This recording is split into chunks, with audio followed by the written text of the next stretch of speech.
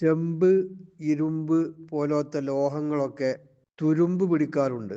തുരുമ്പ് പിടിച്ചു കഴിഞ്ഞാൽ ശ്രദ്ധിക്കാതെ ആ തുരുമ്പിൽ ദീർഘകാലം നിന്നു കഴിഞ്ഞാൽ ആ സാധനം നശിച്ചു പോവുകയും ചെയ്യും, അല്ലേ?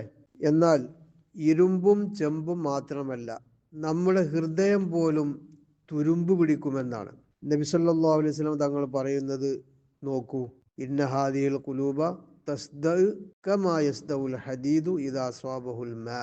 അതായത് നിശ്ചയമായും നമ്മുടെ ഈ ഹൃദയങ്ങളുണ്ടല്ലോ, ആ ഹൃദയങ്ങൾ വെള്ളം തട്ടിയാൽ ഇരുമ്പ് തുരുമ്പിക്കുന്നത് പോലെ നമ്മുടെ ഹൃദയങ്ങളും തുരുമ്പിച്ചു പോകും.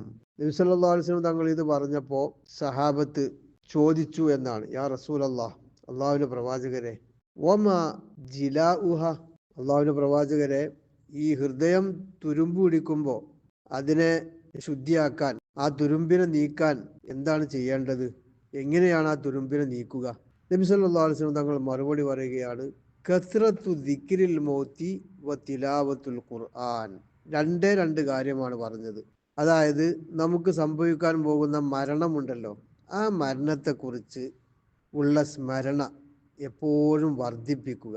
അതാണ് ഒന്നാമത്തെ മരുന്ന്.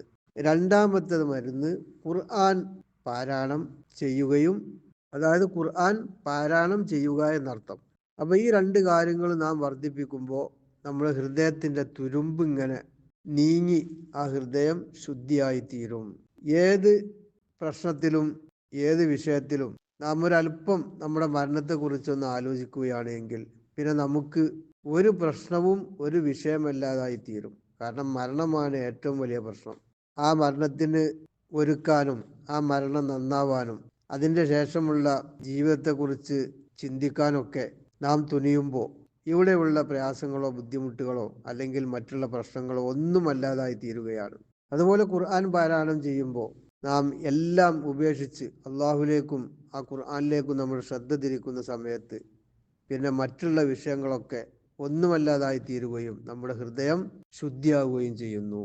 വലസ്തു ഉറസ് സഅദത ജംഅ മാലി വലാകിന്ന തുഖാഹു വസ്സഈദു. കവി പറയുന്നത് നോക്കൂ, ഹാപ്പിനെസ് എന്ന് പറയുന്നത് സമ്പത്ത് വാരിക്കൂട്ടലാണ് എന്ന് ഞാൻ കരുതുന്നില്ല. മറിച്ച് സന്തോഷമൊക്കെയും തഖ്വയിലൂടെയാണ് ലഭിക്കുന്നത്. മാഷാ അല്ലാഹ്.